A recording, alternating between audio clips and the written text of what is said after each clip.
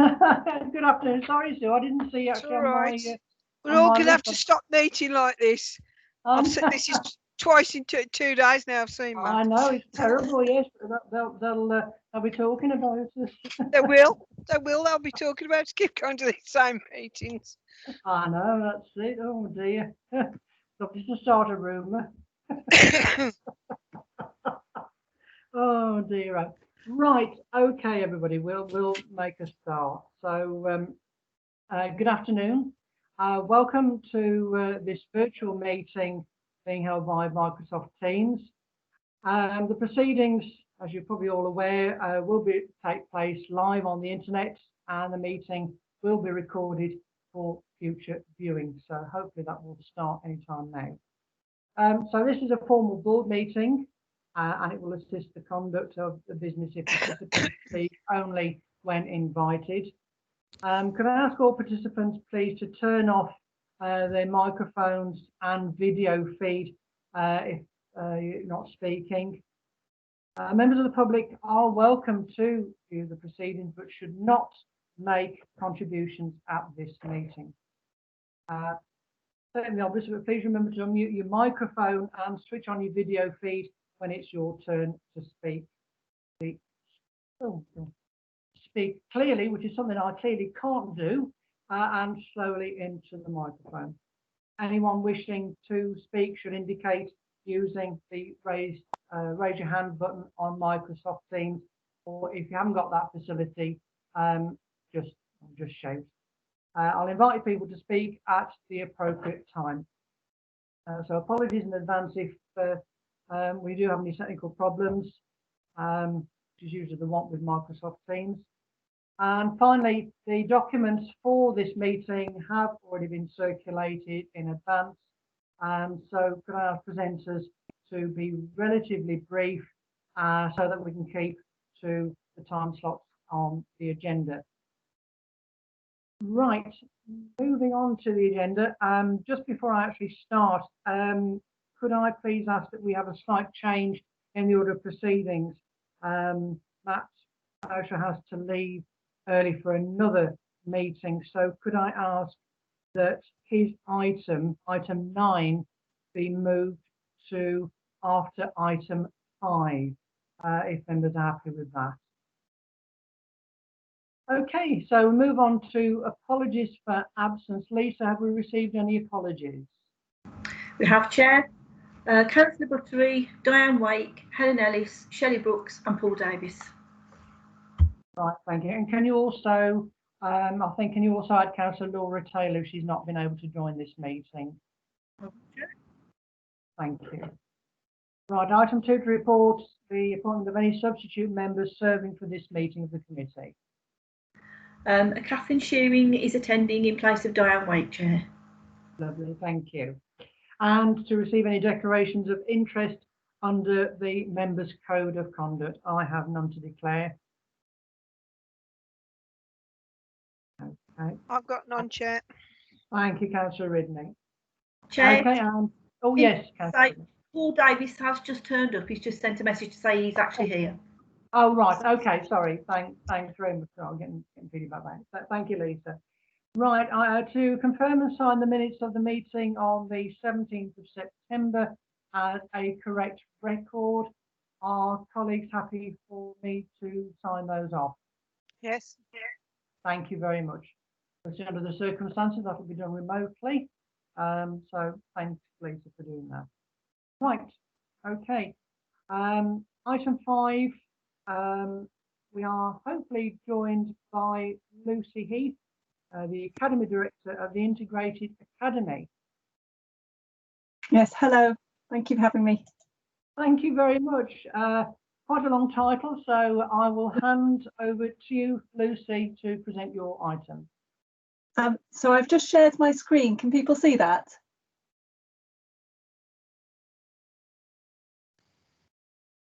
Yes. Yes. Excellent. Yes. Brilliant. I have a slight delay, but carry on. I have got the presentation to use, so thank you. Excellent. So as Councillor was saying, I shared the report of this, but this is just a presentation summarising some of the highlights in the report and posing some of the questions that are asked at the end. So this is about working together for a healthier post-COVID future, which is about exploring the potential for whole system action on the wider terms of healthy life expectancy, and particularly focusing on that in the shadow of the COVID-19 pandemic. So I'm going to give you a really brief introduction to the Healthier Futures Academy, of which I'm director of, an introduction into the wider determinants of healthy life expectancy programme, and then go into the details of the report, which looks at our existing health and socio-economic challenges in the Black Country and West Birmingham, the social economic impact of COVID on our health and well-being, and then start to look at the opportunities for whole system actions on those social economic determinants of health. And then I'd like to pose some questions to you about developing the local priorities, which will inform recommendations to the Healthier Futures Partnership Board in January. So just starting with the Academy. So the Black Country and West Birmingham SDP is seeking to become a thriving integrated care system, and having population health management capacity embedded both at PCN level, place and system level is important to that, and will support the ongoing design and delivery of our proactive care. And very importantly, it will also implement priorities around prevention and reducing health inequalities as part of care model design and delivery. So for me, population health management is about how we use data and insights to improve our health and well-being both today and in the future. So that's using both our quantitative and qualitative data to really understand the who, what, why, when, where and how, and then using that understanding to better design interventions to make improvements. There are 4 pillars of population health. So I think particularly in the health service, we focus very much on the integrated health and care system bit of this, but there are 4 pillars, with the others being wider determinants of health, our healthy lifestyle and behaviours, and the places and communities we live in and with. And nationally, I think we'd agree that current efforts in relation to these 4 pillars are not in balance, and there's not enough focus on the interconnections. And the population health management approach will encourage a more balanced approach, distributing efforts across those 4 pillars and crucially making the connections between them. And therefore, this focus on wider determinants of health is part of that. So moving on to the wider determinants of healthy life expectancy programme. This is one of the first programmes being led by the Healthier Futures Academy, and the purpose of it is to help local partner organisations better understand their local populations, focusing on the interactions between the wider determinants of health and their health, with the goal of developing a set of priorities for action through engagement with relevant stakeholders and community groups, which will lead us to phase 2, which will be about co-designing and collaboratively implementing and evaluating projects which have the potential to impact on those wider determinants of health, and as a result facilitate improved population health. So the output of the phase 1 of this approach is the report, which I've shared with you, and this presentation is to share the highlights of that and to engage with you on what you think the priorities for action would be. So just thinking about our existing and our pre-COVID health and social economic challenges, we had a lot of health challenges pre-COVID. Our life expectancy is up to 3 years shorter than England. Our healthy life expectancy is lower. We have high mortality from preventable conditions and high prevalence of long-term conditions. We've got high infant mortality rates with high smoking in pregnancy and low breastfeeding, high obesity in both children and adults, with low physical activity and easy access to unhealthy foods. And we have high hospital admissions around alcohol consumption and violence, and falls and hip fractures in older people. And this is linked to our socioeconomic challenges, and we'll come onto that in a bit, but our low average income levels, our high rates of unemployment, low skill levels, high proportion of our population being economically inactive, and things like our poor air quality, all these things contribute to drive the poor health and low life expectancy we have. And then COVID arrived, and we know that the socioeconomic impact of COVID on health has been great. But just to look at that in a little bit more detail, it's not just about the direct impacts of the disease. So this just kind of shows the model. So in purple, we've got the fact that socioeconomic status, so our jobs, our income, our housing, etc., that impacts on our population health status, how healthy we are, and then vice versa, how healthy we are impacts on our socioeconomic status, i.e. our ability to work, our ability to get a good income. So that's the bit in purple. And then we can think about how that impacts on our healthcare delivery.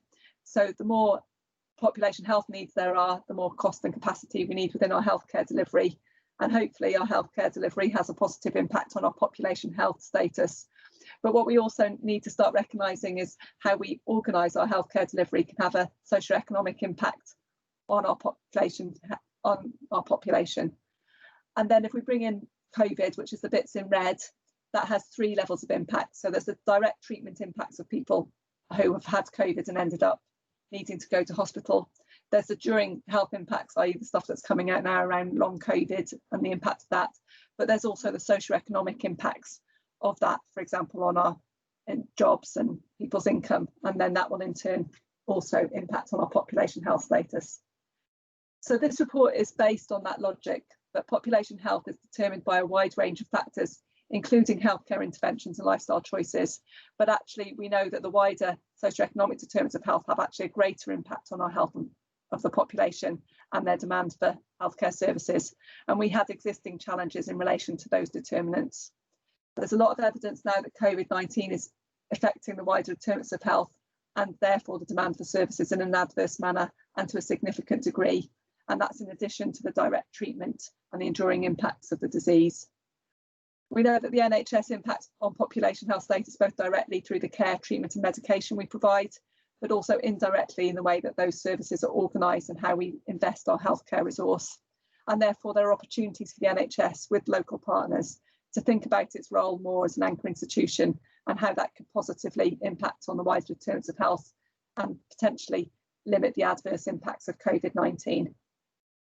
So as part of the report, we did some work with the citizens panel, and their feedback reinforced what we found through the evidence. So pre-COVID people were talking about how their income, lack of work, housing or experience of crime affected their physical and mental health. During COVID, people talked about their concerns about their mental health, their close relationships and the impact on their education and income. And then looking to the future, people were concerned about their ability to socialise, losing or not being able to find work and coping with low pay. And they felt the things that would benefit their health were those things, so income, employment and skills and qualification. This just shows how vulnerable we were in the Black Country in West Birmingham to COVID. This was done by the Red Cross, but you can see that the most vulnerable people to COVID-19 are in red, and there's many red areas in the Black Country in West Birmingham. And we also know that the Black and minority ethnic groups are more affected by COVID, and there's high prevalence of those populations in the Black Country in West Birmingham, so that kind of adds impact to that as well. So what we actually did was take the three economic scenarios that have been developed by the Office for Budget Responsibility, and that's about how unemployment will change between 2020 and 2024, and you can see those in the table on the right top hand corner there, and you can see all scenarios have a negative effect on unemployment, but in the worst case scenario that won't come back down to 2019 levels by 2024. And we took those scenarios and linked those changes in unemployment to the changes in health condition prevalence, and that was based on research into the 2008 recession, which was done by the Institute for Fiscal Studies. And then we modelled the demand and those pressures and looked at the changes in prevalence of cardiovascular disease, musculoskeletal and respiratory and mental health conditions for the working age population. And we find that we know that there's strong cyclical relationships between unemployment and our health. So this is a summary of what it says about physical health. And you can see the three scenarios here, that in the upside, there'll be a significant increase in 2020 and 2021, but it's likely to come back down to pre-COVID levels by 2024. But in the downside scenario, this will peak in 21 and will still be more than 5% above our 2019 rates by 2024. And if we look at the impact on mental health, this is even more significant, with the downside, the worst case scenario being a peak of over 25% more activity in 2021, and even by 2024 it being nearly 10% above where we were in 2019. I won't spend a lot of time on this slide because there's a lot of data here, but it just highlights how that impact won't be evenly distributed across our populations. In terms of ethnicity, it will be experienced more by our Black, African, Caribbean and Black British populations. In terms of place, Dudley actually fares better than some of our other places in the Black Country. And then in terms of deprivation, it's the people living in our most deprived wards that will be most impacted by this. So then the report looks at the opportunities of what we can do about this, and it focuses a lot on the opportunities for the NHS and partner organisations to act more as anchor institutions. So this is something that this is from a report that the Health Foundation wrote in 2019, but it explores 5 ways that the NHS can do more to support the wider determinants of health in its local populations. So that's about widening access to quality work, which might be things like how we support people to move into the NHS as a source of work, but also the quality of work when you're there, i.e. wages or work-life balance, that kind of thing. There's about purchasing more locally for social benefits. So the NHS spends a lot each year on goods and services, but actually a lot of that money gets spent outside of the Black Country in West Birmingham, and there's a social benefit for spending that within the Black Country that is multiplied by the fact that that money supports our population. It's about using buildings and spaces to support community, so that might be indoor space, i.e. buildings, and allowing communities to use that for community organisational things, or it might be green spaces and providing access to more green space. There's reducing the environmental impact, and this is probably one area where there's a silver lining around COVID. COVID has reduced our travel a lot more, lots more outpatients appointments are online, so actually we have reduced our environmental impact, and we need to think about how we can sustain that moving forward. And then the 5th area is about working more closely with local partners. That the NHS can do so much on its own, but actually if we were able to do this as a group of anchor institutions within a place, we'd have more impact. And through the report, we spoke with each of the NHS provider trusts and got some examples of the work that they are doing already in this area.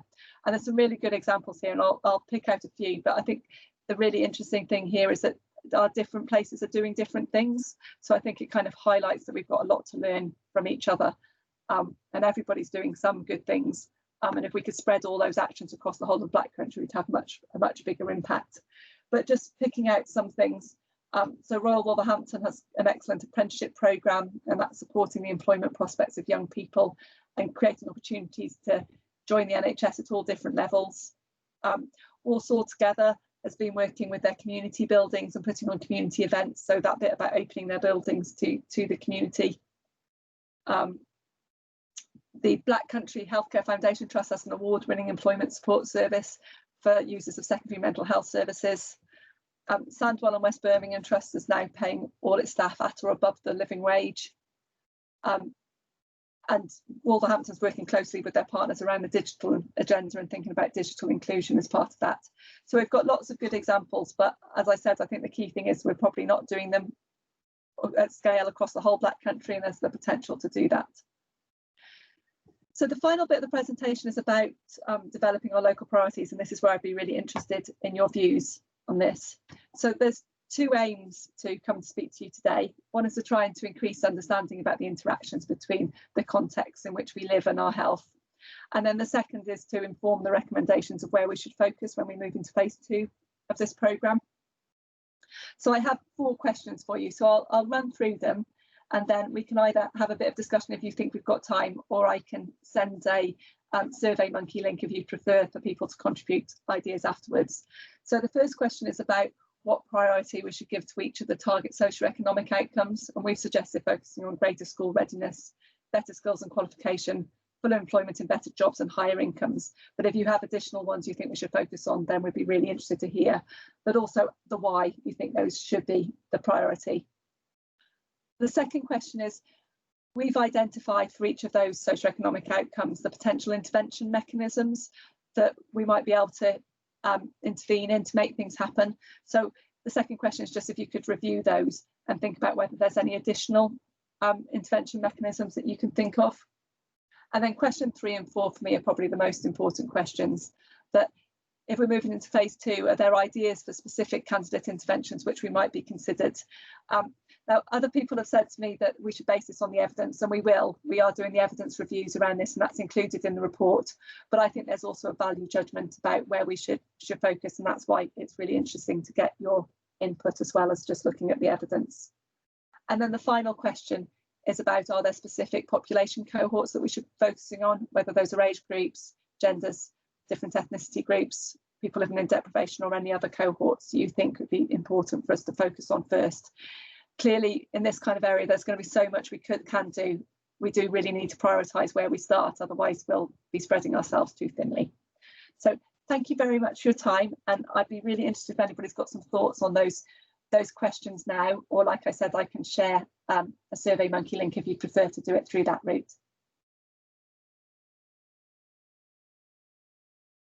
Lucy, thank you very much. That's very comprehensive. It certainly fits into you know, why we're all here sitting in, you know, in this health and wellbeing board. So some very good presentation pieces coming across.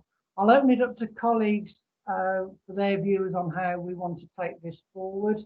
Lot to take in, obviously, so I think we do need to spend a bit of time and perhaps move this into a separate arena to discuss it further. So colleagues, over to you.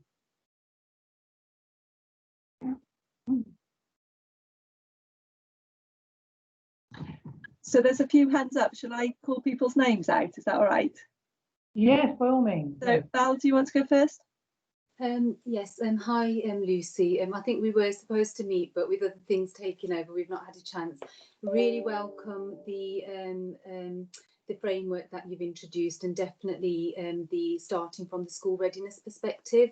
You'll be aware that we were part of the Early Years Transformation Academy, which seems like years ago, but it was only last year.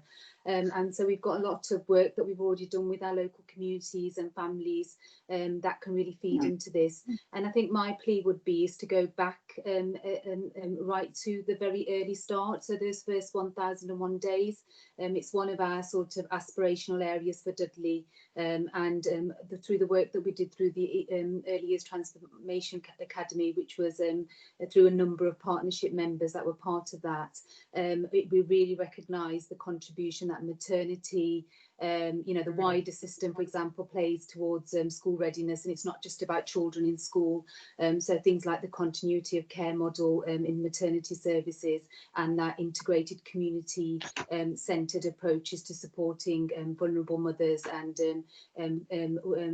families at most risk. So I think I really welcome that. And we know that we're really poor in Dudley around some of those very areas in the early years. We've got low breastfeeding rates, high infant mortality, smoking in pregnancy is high.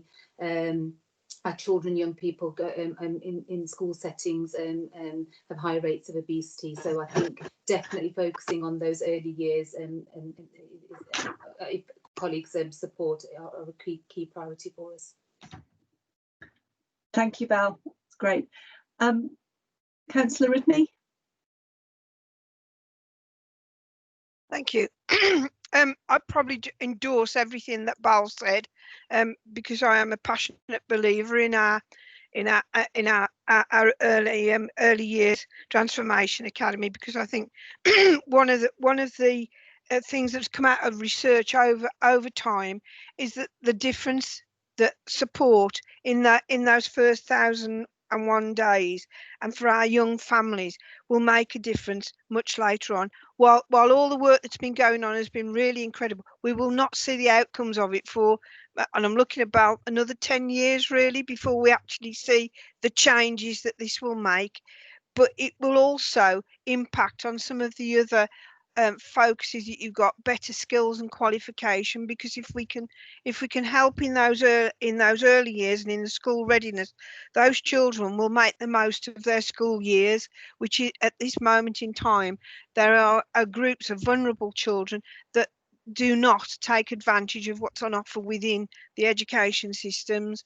But I also add a caveat to those vulnerable families. It's not just about support as a family, it's about improving their housing and improving some of the communities they live in, certainly with green spaces so they can take more exercise. I mean, that certainly has been a highlight during the COVID pandemic, is that where you could go for children to play while we shut down our play areas, where were other areas where they could just go for fresh air and just to run about. So I very much take on board everything that you're saying about our young vulnerable families and about the effect on obesity. So yeah, you have my vote. Brilliant. Thank you, Councillor Ridney. And Tim Maddle. Hi, yeah, apologies. I tried to put my camera on, but every time I do, I kind of lose connection. So I'll leave it off for a moment, if that's okay. I'm Kim Medill from West Midlands Police, for some of those who haven't met me before, and just wanted to support as well what Lucy said. We really know that health inequalities lead to, exactly as described, inability to work, links to mental health, and then almost medicinal use of substances and the challenges that bring. And all of that brings demand onto all of us as public services. So everything that you've described is really important to all of us, and obviously the harms that come alongside that, linked to deprivation and the unemployment levels that ultimately result in more victims of crime as well. And I really wanted to stress that some of the conversations that we've been having in the Safeguarding Board are linked to this and the early schools intervention work. But a big thing about trying to get improved skills and qualification is also about the culture within the schools and having that trauma-informed, responsive approach, because there will be lots of young people across all ages that have a lot of challenges going on in their personal life as a result of these inequalities we've talked about, and that is likely to present in behaviours. So we really need to get the education sector on board with this as well, so that they understand that some of the behaviours that are challenging might be as a result of the trauma that's being experienced, and how we kind of model that in a classroom to get the best outcomes and improve that skill set that we're looking for. Thank you, Kim. That's really interesting. I think it's great to hear that it's being discussed on other boards as well, because it'll help us make those connections, won't it? Paul? Hi, Lucy. Yeah, just to reinforce essentially what Kim said, we are taking this very seriously with the Safeguarding Partnership in Dudley, but I'm particularly concerned about the state of the nation's mental health when we come out of COVID.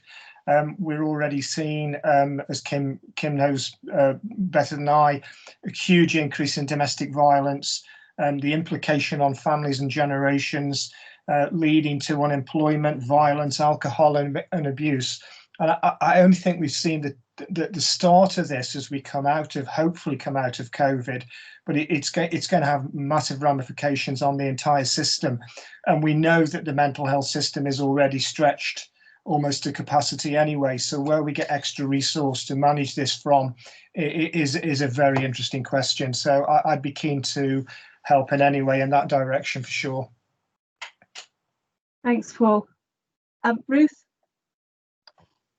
Hi, yes. For anyone that doesn't know, I'm Ruth Edwards, Chair of Dudley CCG. And again, it was just to make connections with the discussions that we've had on our board as well, and very much want to reinforce that we support the early years work and mental health in particular, as Bal and Paul and Sue have all just pulled out too. So we had quite a long discussion and felt that they were the priority areas for us in health. And also just to point out that these are the sort of conversations at the CCG that we've been having for many a year to develop the ICP model. And I sincerely hope that now with the formation of Dudley Integrated Healthcare that we'd very much be able to support this sort of work and be a close partner with Lucy and the Academy with working on the health inequalities, or the healthier communities that we want to see developed. So very much support the work with the CCG from the CCG. Excellent. I think that's probably everybody, Councillor Barlow. Paul said about the SurveyMonkey link, so I will put that in the chat box before I leave, and yes, I can also email it round. That would be helpful. I think we can have a separate discussion outside of this, certainly myself, Bal and public health colleagues, and we can get the thoughts of other people, feed all that in, and so we have a collective response. I think it's this is a whole council approach. It's a whole partnership approach to dealing with this. We've seen the tremendous efforts that have been done, that have happened, throughout COVID, right through from the voluntary sector to our NHS colleagues. So we need to continue that joined up thinking and joined up working.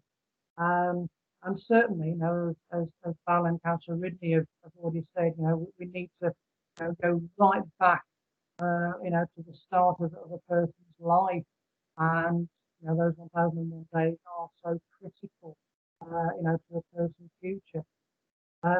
COVID is and will continue to have a devastating effect on people's lives, and you know, we just have to keep hoping that, you know, we'll do our little bit to keep people on the straight and narrow, so to speak. So, Lucy, thank you very much. It's been very helpful, very informative, and we look forward to continued working with you and your NHS colleagues. Excellent. Thank you very much all for your time. Thank you, Lucy. Right.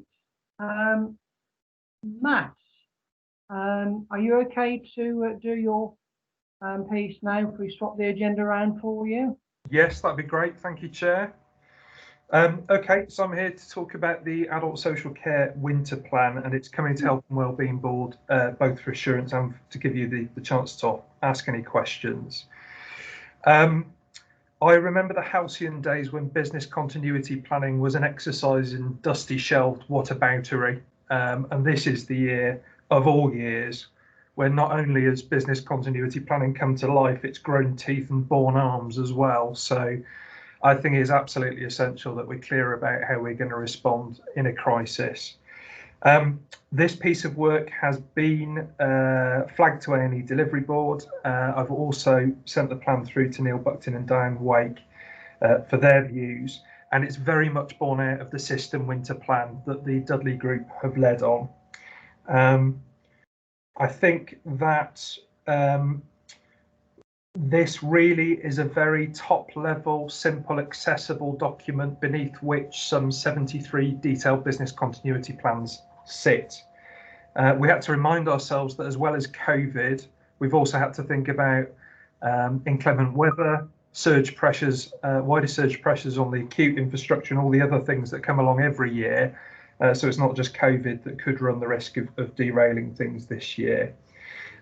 We've also factored in the lessons learned from the first wave of COVID, but the very helpful feedback that we had from north of 60 people on the Dudley People's Network.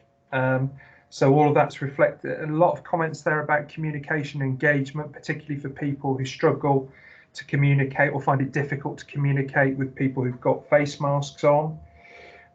What we've had to do here is think of the absolute worst case scenario. So we've got detail in the event of 25%, 50% and 75% of our workforce being not able to perform their task for whatever reason. Just to calm everybody down a little bit, our sickness absence is currently around the 5 to 6% mark, so we're some way off getting to those dire straits. We've also rolled in additional wellbeing support to our staff in the form of counselling, peer support, mental health advice. But equally, if not more importantly, we've made the same wellbeing support available to people who use care and support in the form of the Living Well Feeling Safe service and the Access service, whose job isn't just to deal with people when they hit crisis, but to proactively reach out. Are you all right? Have you got people coming into your home? Are you okay with your medication? Are you getting your shopping through all right? How are your anxiety levels? Is there anything that we can do to support you or to allay some of the concerns that the public quite rightly are genuinely experiencing at scale right now? I think looking at the positives, we've never been so far down the line in terms of remote working and the ability to do our jobs through the medium of technology. And we've also got very tight controls in place where in-person support is required, and it is about a person performing an assessment or review or providing physical care support to people. So that's a very quick summary of a very detailed document. We've worked very hard to make sure that everything's in place. I'm as confident as I can be that we will continue to run full services throughout the winter period, just as we did through the first wave of COVID. And it's really over to the group now for any question, further matters of clarification or points that people want to raise, Chair. Thank you, Matt. That's as always a very comprehensive and belt and braces approach. to the situation. So open it to members for their comments, their thoughts.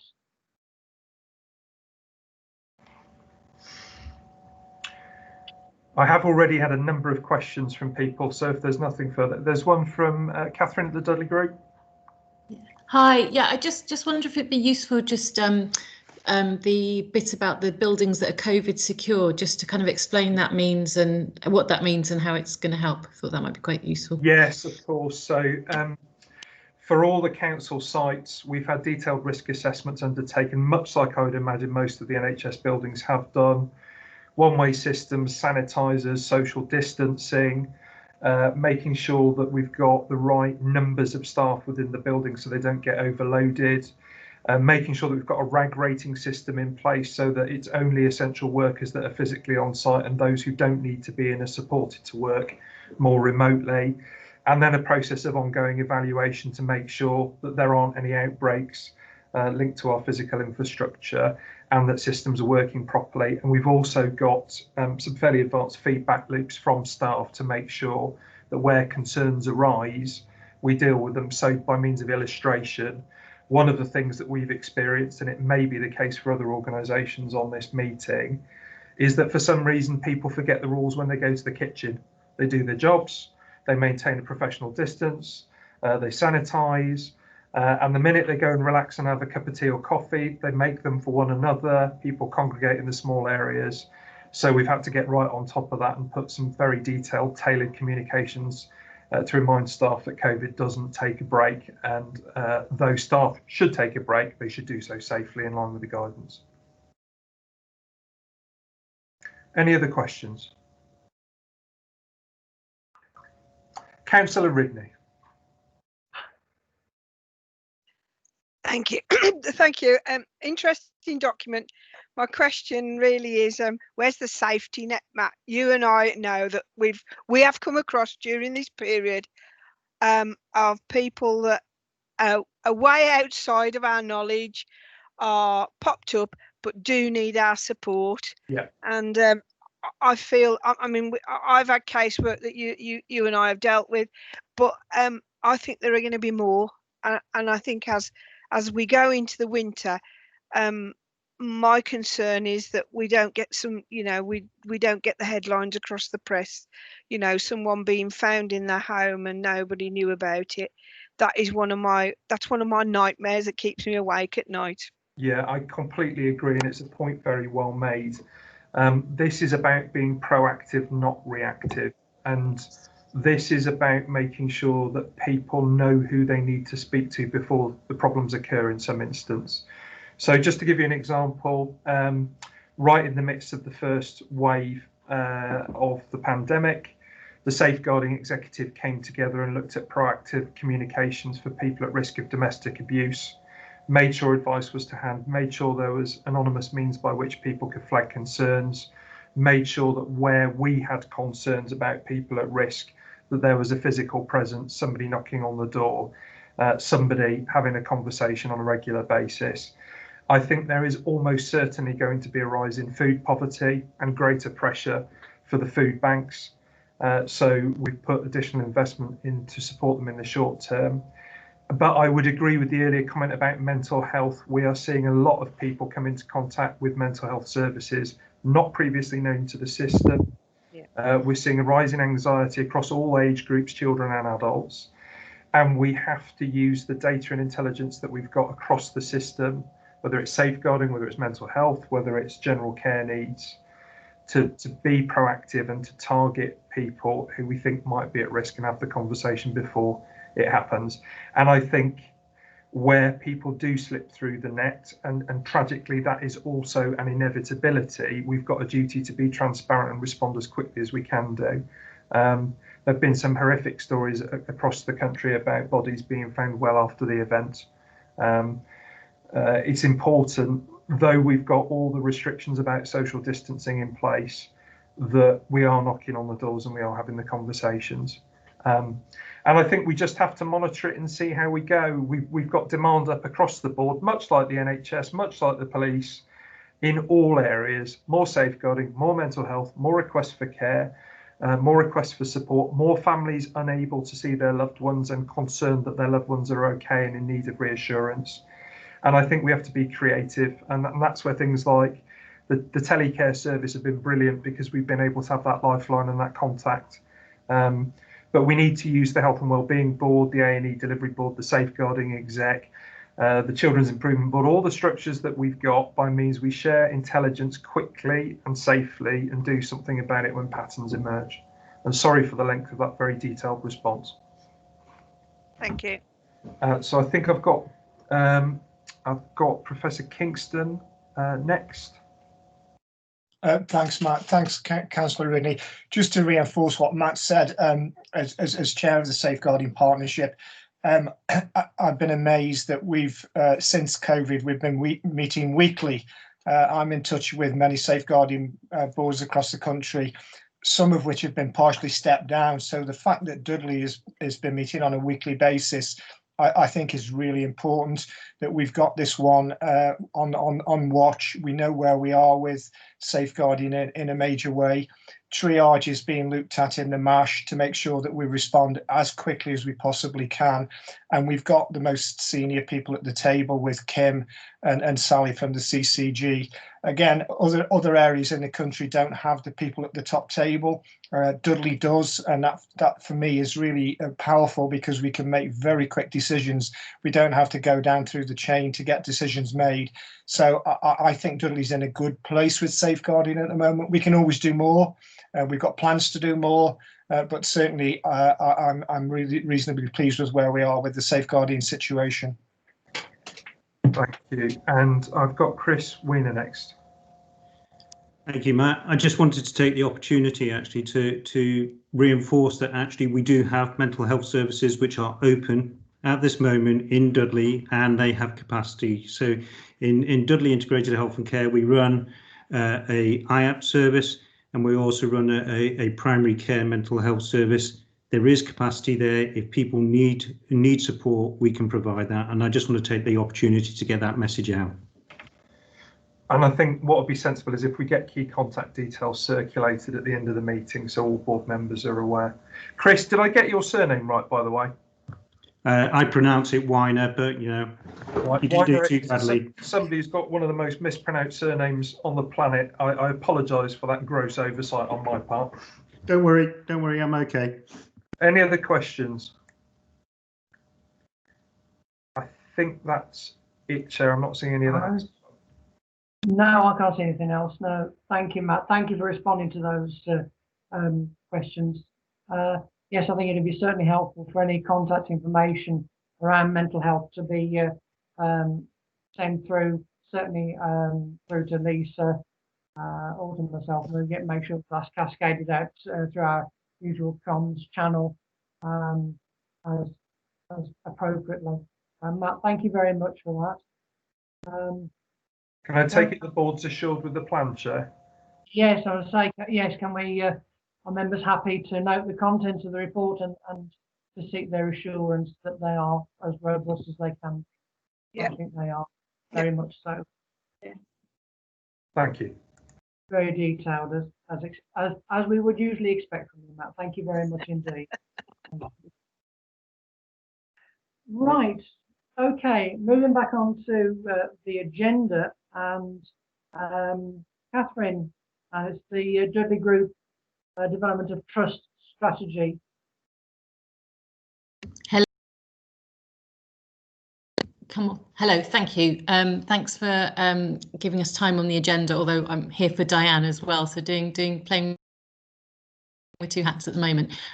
Is it okay if I talk through the presentation that was shared previously? Is that okay to do a quick talk through? Okay, I'll try and share my screen then. Has that shared? Not yet, Catherine. Not yet. No, I've been having problems with this actually. No. Hold on, try another. If you want to email it to me, Catherine, I can do it for you. It's Helen Shepherd. Okay, hang on a sec. I did send it to Lucy, so me find it. Okay, apologies. I can start anyway. I don't think I've got your email address, Helen.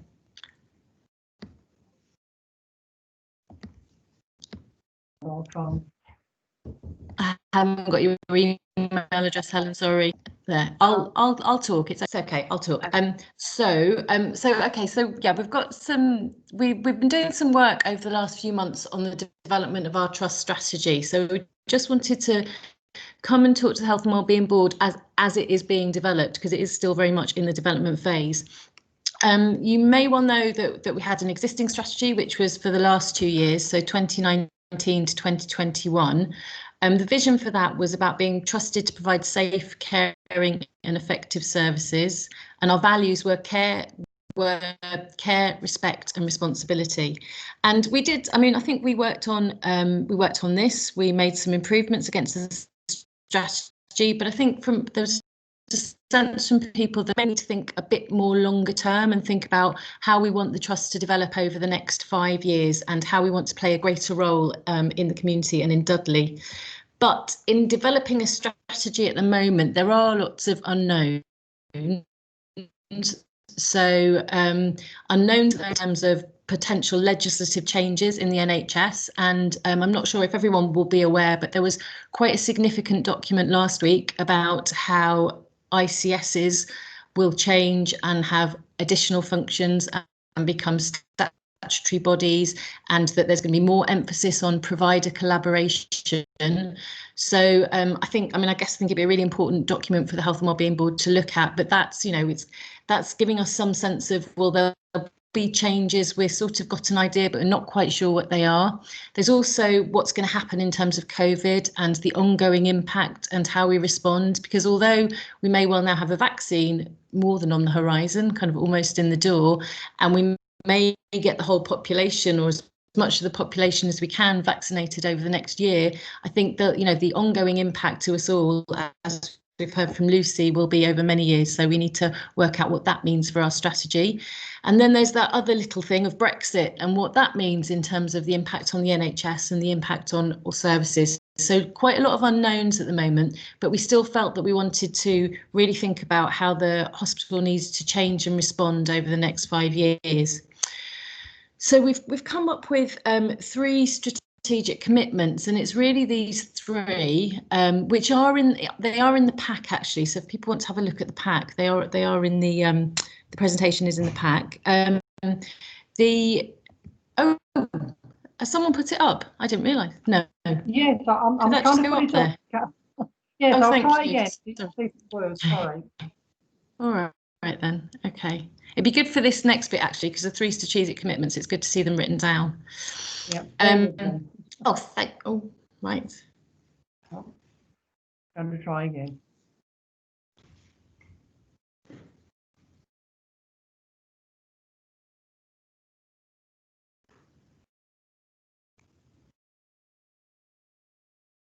Can everybody see that? Yeah, thank you very much. We're about on slide 4 now, I think. Yeah. Okay. And the next one, I think it's the next one we're on. Yeah. That's it, thank you. So yeah, so where we've got to so far, and this is kind of a work in progress over the last few months, and we've got a good few more months to shape it up. Vision and values they're the vision and values that were in our old strategy. So care better every day, care, respect and responsibility. And I think there's a sense that maybe the vision needs to be strengthened and a bit sharper and a bit, well, what do we really mean? So I'd quite like people's thoughts on that. What do you think the hospital should be aiming for over the next 5 years? The values though, people like those values, care, respect and responsibility, but we think we need to do some more work to embed them and to really be clear about what they mean, and so what to expect of people if we're demonstrating those values. Then the next bit, then this is the I really wanted to talk about was, so we've been thinking about 3 strategic commitments.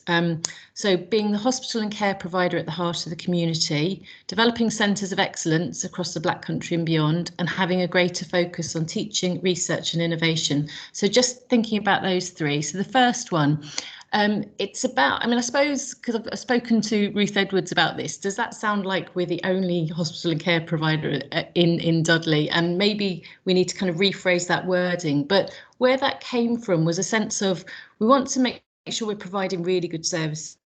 We want to make sure they're really integrated with GP services, with social care, but we want to be more than that as well. So we want to make sure that if we're looking at employment opportunities, that we're working with the college, with the local authority, with others, to make sure that we're offering opportunities as much as possible to local people. We want to think about health and wellbeing of our staff and their families, and how we can support them, both their physical health and their mental health. What more can we do to that for their families and under communities?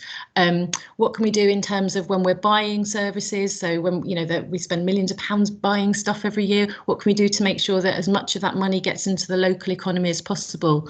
And one of the team said to me that when they were growing up, they lived on the Russell's Hall estate, and they went to the primary school there.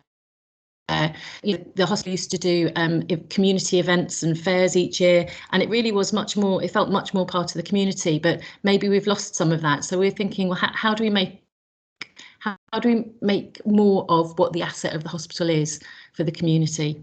So then the second strategic commitment about developing centres of excellence, and really it's developing and supporting centres of excellence. So there's lots of conversations going on about how we work with the hospitals in Wolverhampton, Walsall, Sandwell, and how do we look at the services that we're providing and make sure that we're delivering the best outcomes possible. Now, that's not about losing district general hospital services from Dudley. It's about some of the more specialist stuff, and also how do we learn from each other.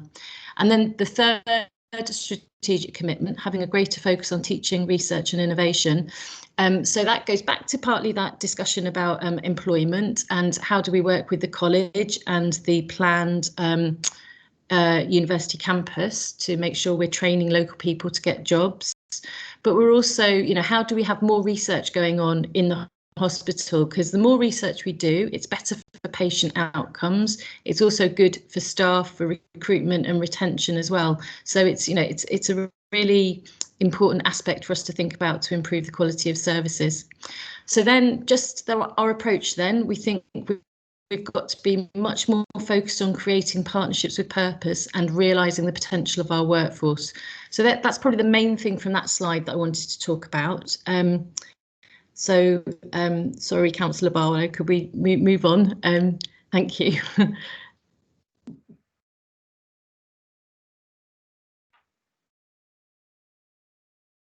I've been through all of these, so we can skip this one. I've covered this, and should have covered the next 2 as well.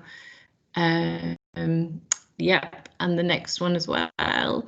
And then, so moving on to the next slide, I think we should be at the end now. That's it. So yeah, so really it was, you know, as the Health and Wellbeing Board, what do you think of what we've developed so far? How does that sound?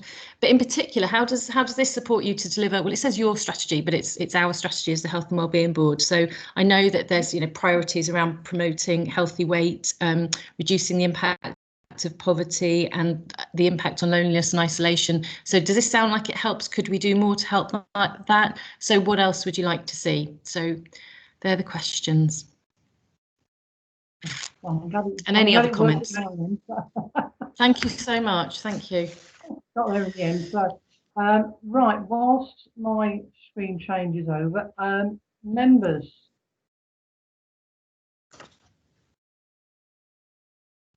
Councillor Ridney, Chair, sorry, is indicating to speak. Yeah. Thank you, Councillor Ridney. Over to you. I take on board the work you've done so far on this. One thing that concerns me, you talk about one of your strategic commitments to develop centres of excellence. Having sat on the Health Adult Social Care Board for a number of years, having chaired it for a number of years, one of the things that always causes disturbance is when you create centres of excellence. While I understand it, coming from a background within the NHS, members of community say it doesn't matter where it is, it's going to be too far away from them. If you put it into Wolverhampton, if you put it's because we are communities are quite insular. They like to have stuff on their doorstep. You can take a long time and explain to them how much a centre of excellence would benefit them, but nevertheless, it's when you take something away. And to be fair, in the paperwork that we've had, or the presentation we've had up to now, we are seeing that there is going to be a very difficult time in the coming years, certainly economically, and which will affect some of our most vulnerable families. And one of the things they don't like to do is travel far. So that is how you're going to sell this, because I've took part in consultations before about this, and people do get very upset and very stressed and very apprehensive about these things.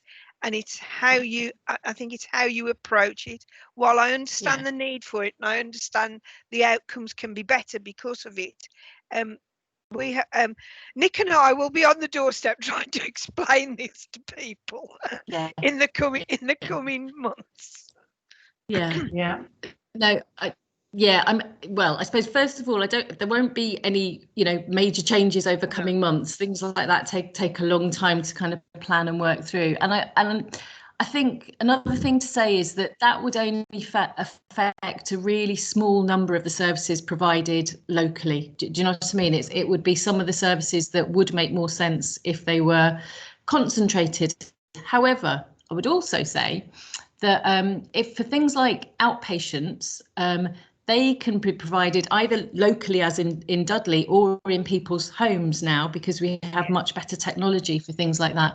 So I would say it'd be likely for things like surgery or something really complex where you needed really specialist equipment, or that cost a lot of money, so you couldn't have 4 of them, but you could have 1 of them. But then it's making sure that the doctors or the nurses that are using that equipment and giving that treatment to people are properly connected into local community services as well. But I absolutely take your point, and it's a trade-off between access and quality sometimes, and we have to get the right balance there. I think it's really hard. I didn't expect you to have an instant solution, because it's something that every time we want to do this, there will be mutterings within our communities. Can I just ask a follow-up to that as well?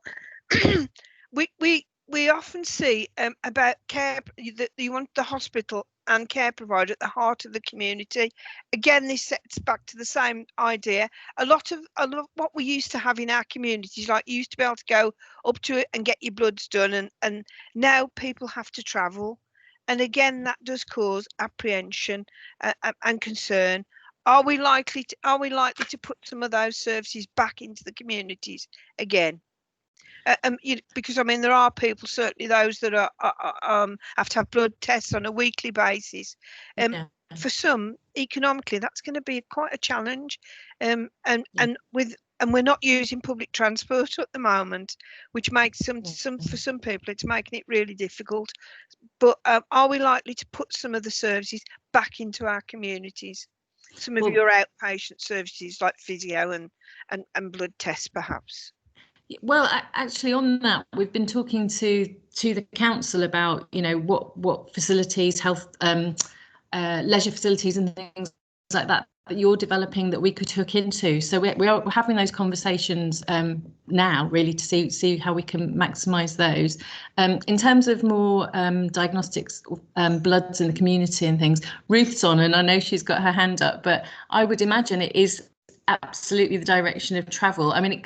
I think with these things, they can't be on every street corner. There's some economies of scale with it, but it's getting that balance between the economy of scale, the access, and the quality, isn't it, all the time? But I think that's a really valid point. Thank you. Can I come in there? Thank you. So thank you for your presentation, Catherine, and thank you for taking on my comments from last week. I can't disagree with the things that you say. I'd probably just like to see more. So under the significant unknowns with the integration of services in Dudley and the acute collaboration in the Black Country, both of these things align with the long-term plan. So I'd probably argue that they're unknowns. I just think the mechanisms at the moment are probably unknown. So what I would like to see within this is more alignment with the long-term plan. The comment about the hospital and care provider in the heart of the community, that yes, that's the bit I struggle with, in that there are multiple care providers. So I think the approach about creating partnerships with purpose, to me, that is fairly key, because I would like to see more about how we're going to create the partnerships to deliver that care in the community, and not it just being a silo approach that Dudley Group is going to do all these things, but how we're going to work with primary care, PCNs, ICP provider, social care. It's all so important, and I just like us to sort of encourage a mind shift to more of a collaborative approach and partnership approach. So it's bringing that out really, and aligning it with the long-term plan is the key things for me. I accept that, Ruth. I think that's And to answer Councillor Ridney's point about bringing stuff out to the community, that is very much part of how the integrated the ICP, what's it stand for, Neil? Integrated Community Pathway. We'll be working on those sorts of processes to try and bring things out into the community. As you say, not on every street corner, but try to make it easier for patients to have care closer to home. Thank you. Thank you, Ruth. Any other comments from colleagues? No? I think certainly you've been given a few things to go away and have a conversation about, Catherine. I think, I mean, Councillor Ridley is absolutely right. It doesn't matter how a health organisation is badged. People want access to the services. They want them as close to home as possible. And I think as with the integrated approach that we have now got, hopefully, we'll see that improve over the coming years.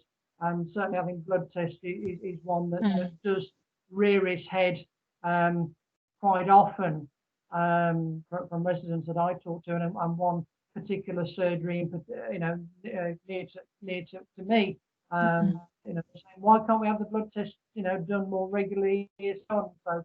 So obviously conversations to have outside of this arena, but Catherine, a very good starting point from that, and we look forward to it to be brought back to this board, in the future. Will do. Thank you. Thank you for your time. Thank you. No, thank you. Right. Moving on, item 7, and it's the Francis, it's over to you, I believe, for the establishment of subgroup to address issues raised by the impact of COVID-19 on BAME communities. Gosh, these are very long titles, aren't they? Apologies, I couldn't come up with a snappier title, but it kind of says what it does on the tin. Thank you, Councillor. Francis. Thank you, Chair. This is a report in response to the board's decision in July to establish the subgroup looking at the impact of COVID on BAME communities. So I spent a few months now looking at different connections that we have across across Dudley Borough. I've been talking to residents, to organisations, including our NHS partners, and discussing really all the activity that is currently going on and how this subgroup could be best established to respond to some of the issues and be aware of some of the activity that's happening.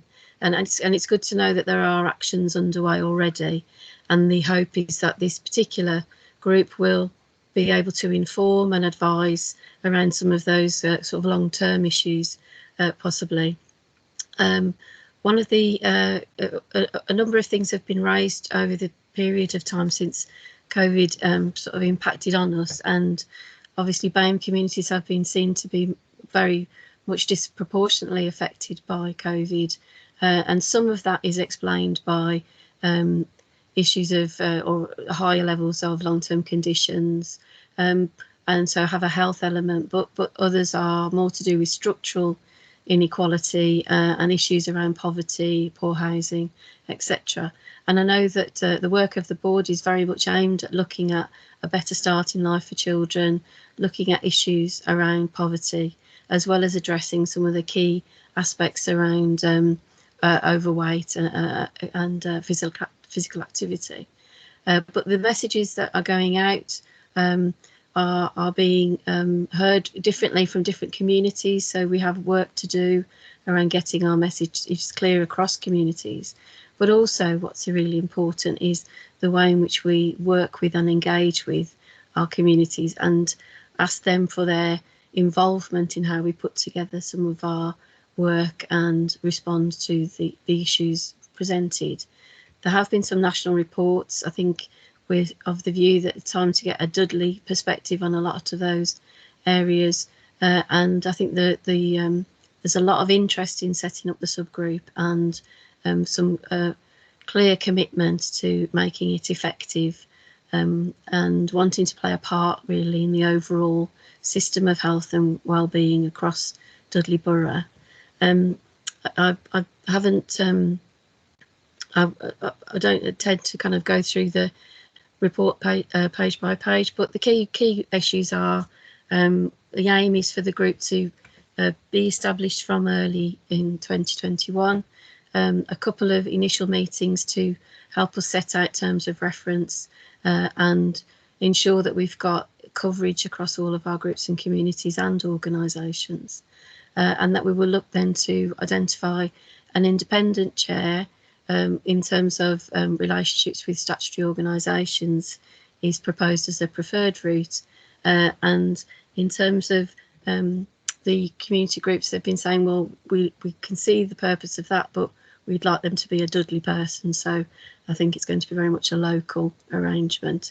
So if anyone's got any questions or queries they want to make of the report or offer some direction and support, please feel free to do so now. Thank you, Chair.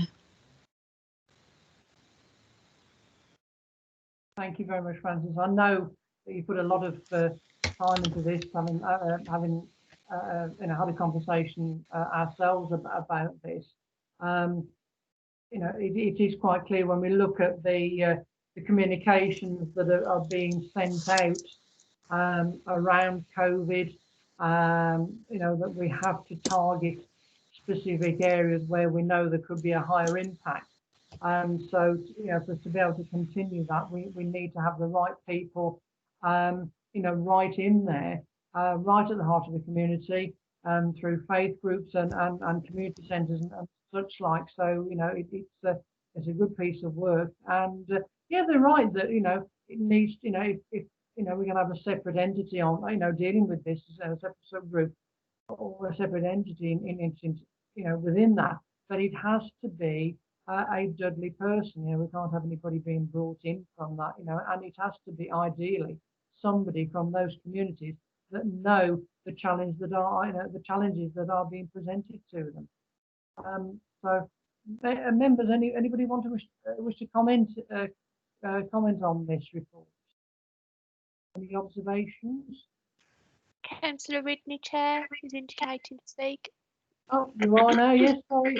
Thank you. Thank you. Ridney. I just want to say I think this is excellent, an excellent piece of work, and I think there will be a lot of members across the council that would welcome this and see this as a good step forward. Out of what is a pandemic has come some good work here, and I think they're absolutely right. It should be a local person, and I would support that. But you to be congratulated on the work. Thank you. Oh, thank you very much, Councillor. Yeah, well done. I think actually, I don't know what in terms of getting this sort of work communicated out to members. Whether we have a separate engagement session to take this forward, whether it's through the Outbreak Engagement Board or through another member awareness session. I know we've got a member awareness session coming up That's actually in the new year now, but certainly you, Val, and myself can have a conversation outside of this board to move that forward. So I think it's important that we really capitalise on this because, like everything else, it's very easy for it to lose its momentum and gets absorbed into everything else that's more coronavirus focused. So I'm happy to be guided by yourself and colleagues how we move this on. Thank you, Chair. Yeah, I would certainly discuss that with yourself and Val. Thank you. So has anybody else got any comments or observations they want to make? Reports? No. We've got Sue, Chair. Sue Haywood. Oh, Sue.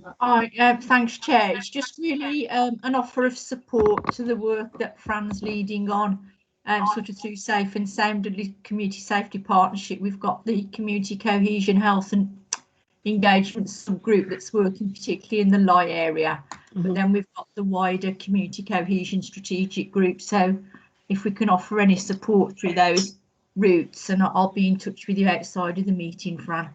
Fabulous. Thank you, Sue. That's very helpful. Thanks for that offer, Sue. Right. So, oh, sorry, Chair. Sorry to interrupt, Chair. We've got Paul Kingston indicating to speak. Oh, Professor Kingston. So thanks, Councillor. Francis, can I just offer the support of the Safeguarding Partnership in any way that we can help? Please contact us and we'll do our best as well. Will do. Thank you very much. Oh gosh, you're getting all these offers of help, Francis. That's great. That's really, I mean, that that is really, it's really, reassuring that that support is out there, to really strengthen this work, that you've already done. So well done, and thank you very much. I can't turn report on whether it's to note any recommendations on that or just to accept the report. So I think members are happy with the contents of that presentation and report, and we'll bring that back to a future meeting at a most suitable point. So Francis, thank you very much for your time coming along to this meeting this afternoon. Thank you, Chair. Right, moving swiftly on. Karen and Susie with the assessment of the local impact of COVID-19. Everything dovetailing very nicely this afternoon. So Karen, over to you. Thank you, Chair. I'm just going to introduce this, and then Susie McFall, who's public health registrar, has got a presentation that just pulls out some of the key highlights from the report that she's going to upload. Okay, so it's just to remind everyone that this is just an interim report. The work on the impact of COVID in the borough is still ongoing. It's a much longer piece of work, and we hope to report on that more towards the next meeting in sort of March 2021. What we did want to do, though, was just sort of give you a flavour of what some of the sort of the early signs of early impacts that we're finding. So this is what's been covered in the report, and Susie is now going to just give an overview of the key ones. Okay, thank you very much. Thank you. Hello. Hopefully everyone can see the slides. Yes, it might just need to. Yeah.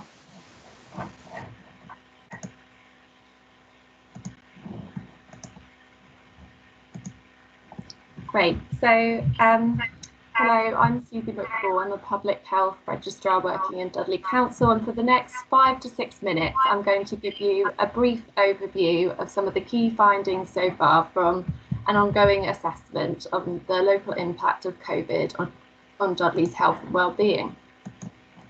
So COVID has produced widespread impacts on the population. As well as the direct impact of COVID infection on mortality and morbidity, there have been many indirect impacts which have arisen from the social distancing measures.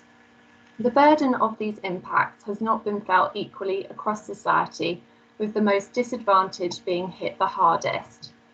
Indirect consequences can be summarised into 5 broad impacts. So those that have arisen due to the postponement of NHS activity, and economic, social, mental health and health behaviour impacts. And understanding the local impacts will help to inform the reset of the Health and Wellbeing Board's strategic purpose during the recovery phase of the pandemic. So firstly, the direct impacts. In line with national trends, there has sadly been substantial excess mortality in Dudley in 2020, especially mid-March and early May, which can be seen by the spike in deaths in this graph, which shows the weekly number of deaths in Dudley alongside the 5-year average, which is shown by these bars in green. Most of the excess deaths are related to COVID, which can be seen on the graph in the maroon colour. However, there are also some excess non-COVID deaths. Excess non-COVID deaths have also been seen at a national level and are felt to have occurred due to an underreporting of COVID deaths, a delay in seeking healthcare, or a combination of the two. It is estimated that 45% of people discharged after receiving inpatient treatment for COVID will require aftercare, such as pulmonary rehabilitation and mental health support.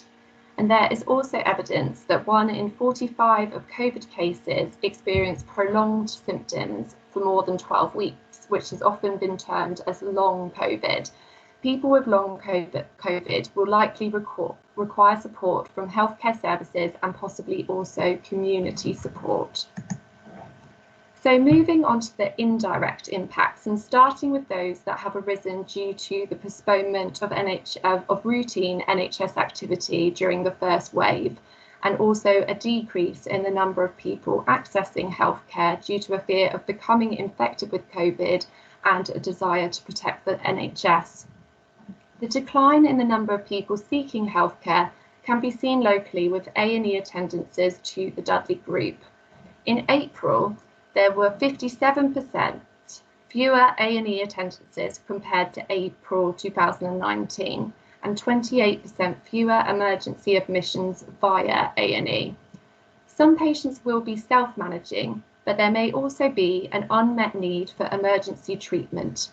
Nationally, there has been an increase in the proportion of deaths occurring in private homes, raising concerns over people not accessing hospital care, especially for time-sensitive conditions. And as can be seen from this graph, from mid-March, there was also a steep drop in the number of 2-week wait referrals made for suspected cancer in Dudley. And this meant that roughly 2,100 fewer patients were seen in secondary care following a 2-week wait referral between January and August compared to 2019. Long-term monitoring will be required to establish whether this has any effect on cancer survival rates.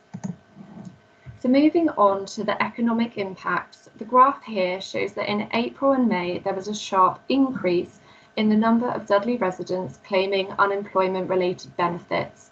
There was also a 58% increase in the number of people using the Black Country Food Bank in April compared to the year before, and a 13% increase in the number of children eligible for free school meals since the pandemic began, with the sharpest increases seen in Dudley Central and Brierley Hill. In terms of the mental health impacts, national surveys suggest that unsurprisingly, self-reported mental health has worsened. Dudley Talking Therapies provides psychological support for common mental health problems, and since the end of the first lockdown in July, there has been a large and sustained increase in GP referrals to the Dudley Talking Therapies service, suggesting more people are presenting to their GPs for common mental health problems. And long-term monitoring will be needed to determine the effect of the pandemic on rates of suicide. So finally, the impact on health behaviours. National surveys suggest an increase in the number of people drinking more than 14 units of alcohol per week. In the West Midlands, the number of people self-reporting as a smoker has decreased by 6% compared to last year. However, in Dudley, there has been an average of 32 fewer people each month, setting a quit date with the Let's Get Healthy Dudley smoking cessation service since March compared to the same period of 2019. And this is despite the service continuing through telephone appointments. So to summarise, COVID has clearly had a significant impact on mortality and morbidity, and a new need has emerged for post-COVID healthcare services. Deferred care and individuals avoiding seeking healthcare will likely result in increased demand for healthcare for non-COVID conditions and exacerbated chronic disease in the post-emergency phase. And finally, impacts on the wider determinants of health have also occurred as a result of the social distancing measures required to control the spread of the virus. Thank you very much. And are there any comments or questions?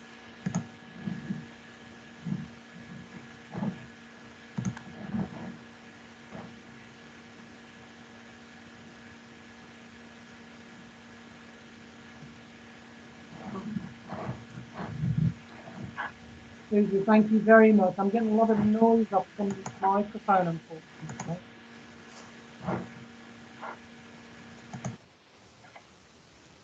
Ah, that's better. I don't know what happened there.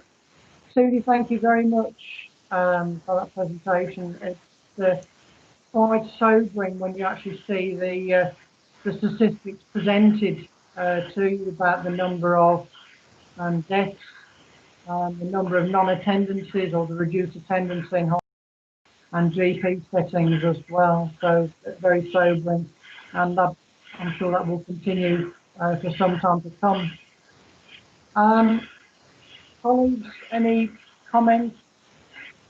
I've got Catherine and then Ruth. Thank you. I thought that was a brilliant presentation. It was so clear and really easy to follow as a pack that I can share with colleagues. Actually, a couple of things. One is in terms of the impact non-COVID and what we need to do. We've got really challenging targets to achieve in terms of trying to catch up with the work that's been missed out on. We were doing quite well on that and catching up really quite well until the last couple of months when we've had much more COVID activity in the hospital. So now it's more challenging again. But it might be worth us sharing with you where we're up to with some of that catch-up work. It's very challenging. We're getting there. We're doing quite well, but we know we could do better, and it's really challenging. So there's that point. The second thing was that smoking figure is astonishing, and just wondering what you think is it real, because it seems extraordinary, or what's driving it? I think so. I mean, there were two smoking figures there, weren't there? So on the West Midlands survey, that was the decrease by about, I think, was it 6%. So that came from an ONS survey, and it was self-reported. So and also I think the sample size was quite small, so that was a bit of a caveat with the data there. But it's interesting how that hasn't. Well, we don't have local statistics for the numbers of who have quit smoking in Dudley, but it is interesting to see that actually the numbers setting quit dates in Dudley is a lot less compared to what you would usually expect, which is probably in keeping with people not accessing healthcare services because of sort of fear of COVID and all of that, although maybe they just don't know that the services have transitioned online. But it would be interesting to see that if we could get that statistic at a local level, that would be really interesting, although I'm not sure how easy that will be to obtain.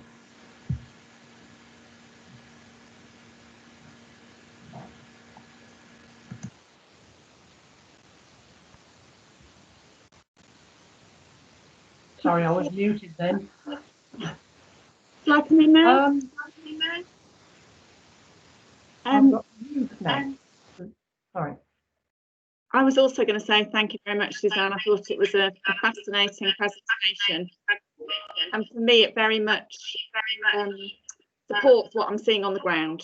So it's always good to see the data behind what you're feeling, because it feels like yeah, people weren't presenting, and then now they are presenting, but they're probably not presenting with the lifestyle stuff. And I think because of lockdown, people's lifestyles have deteriorated hugely, and quite scarily, and we probably all know it ourselves, that we're probably sitting here eating too much and drinking too much. And I don't think people are ready to face that yet. And the other thing I was going to say is I think people are finding lockdown 2 much harder than lockdown 1, because it's dark and it's cold and we can't go outside like we did in the summer. And so people's lifestyle behaviours are just, we're still in a massive deterioration, and it's probably going to take till next spring or summer before people, I think in lockdown 1, people were quite keen to exercise and go running, and you know, the streets were full of people running up and down, and now they're not. It's only the real eager beavers that are out now. So yeah, it was just to say thank you, and it is what we're feeling on the ground very much. It's good when they align. Thank you. That's good. Thank you very much. Thank you. Thank you very much. Thank you. I've got Neil next. Thank you, Chair. Just a quick comment, really. In terms of the long COVID issue, there's work taking place now in terms of how we develop services for people who have that experience. And the Black Country has been allocated additional resources to support that, which will be distributed amongst the 4 CCGs.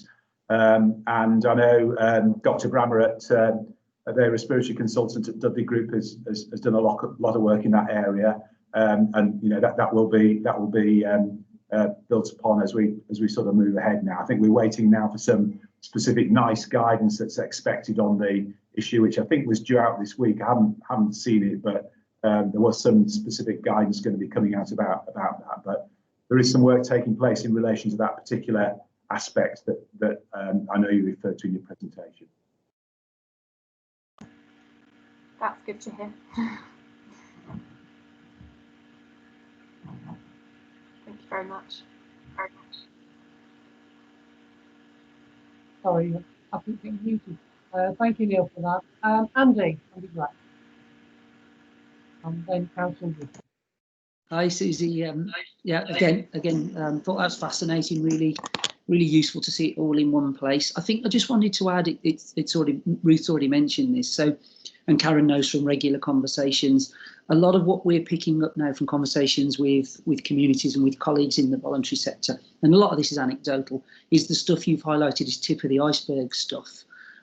Even down to the food bank figures. We know that during the first wave that lots of local community action sprang up and people went to local support through churches and through other charities which wouldn't be registered in these figures. So we're looking at the food bank figures. Food bank themselves are saying they're only the tip of the iceberg because lots of people go into local community provision and accessing food.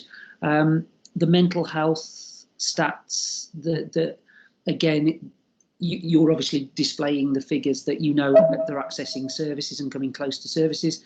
We're picking up lots of stuff anecdotally about people that are not even getting that close to services yet displaying real challenges. So yeah, just and the same with the economic stuff. We know from our chats with Citizens Advice that this stuff is really escalating, and we can only work from the data we've got, but I think it's a hell of a lot worse, and is getting a hell of a lot worse. So really good piece of work, but just wanted to say that most of my colleagues we're talking to, anecdotally, this stuff is dangerously high now. So thank you.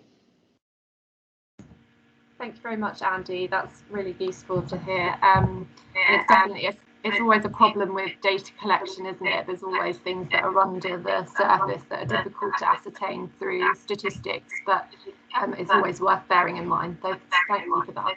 Thank you for that. Councillor Ridney.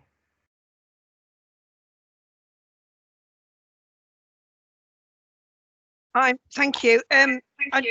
Just really to endorse what earlier speakers have said. what we're seeing in the schools are children coming in with more anxiety and parents with more anxiety. Some are not returning their children to school because of general anxiety. And I think, as I will emphasise the same as Andy, this is just the tip of the iceberg. I think as the year goes on, we will identify more of these problems.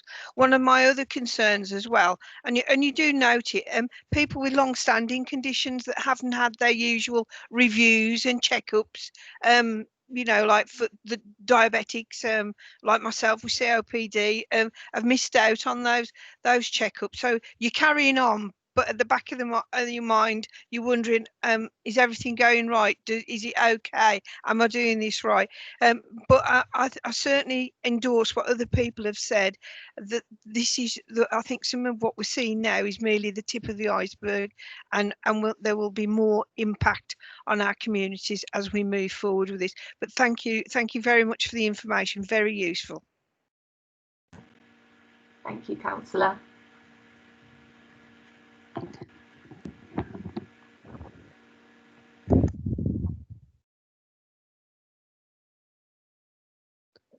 Sorry, Chair, you're on mute.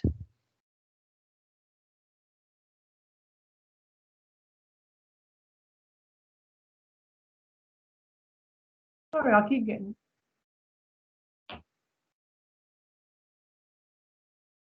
getting muted.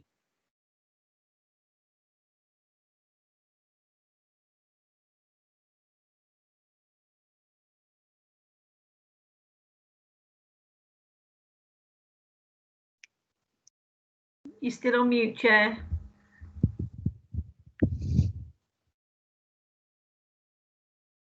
Try again. Yes, no, yes. Yes, that's better. Yeah, back to us. Right, oh, sorry. For some reason, it keeps muting. I'm showing up as muted. Sorry. And gosh, it's on the right. Try again. Sorry, I've been talking to myself, but nothing new there. Susan, thank you very much. I'm sorry about that. Yes, I mean, you know, we all know that the NHS is under incredible pressure at the moment, dealing with COVID and everything else that is going on. But not only that, you know, as Andy was saying, you know, we've got the voluntary sector, you know, voluntary organisations such as Samaritans and all those that are you know, seeing, you know, an immense pressure being put upon them, because people sometimes feel that it's easier to go to them rather than, you know, the NHS. So I think whatever we can do as a council and our NHS colleagues here, you know, we continue to issue out support, the numbers, you know, and really encourage people to don't feel afraid, don't feel embarrassed, and you know, if they've got, you know, any worries of any description, think somebody, contact somebody. Don't suffer in silence. You know, if they suffer in silence, you know, it just manifests itself even before, you know, it just snowballs. And then it gets to that particular stage when it becomes harder to deal with. So, you know, we all play our part, and certainly us as elected members, you know, we continue to do our part, getting that, you know, those questions out there. Don't suffer in silence. It's not worth it. You know, we're all going up, stuck inside the house.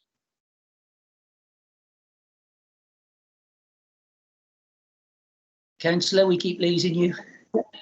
Oh, sorry, I know I keep muting, I'm waffling, but Susie, thank you very much indeed.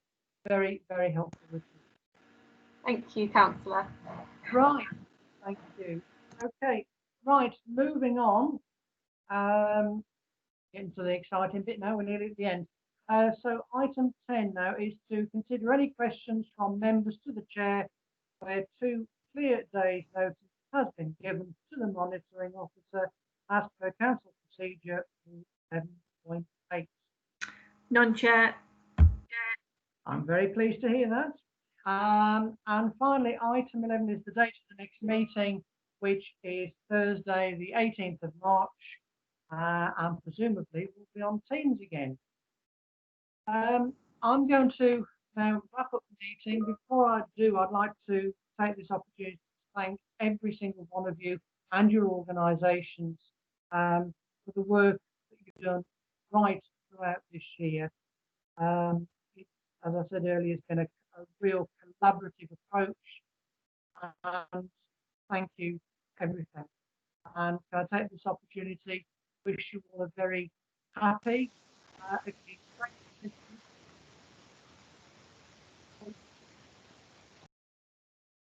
thank you again.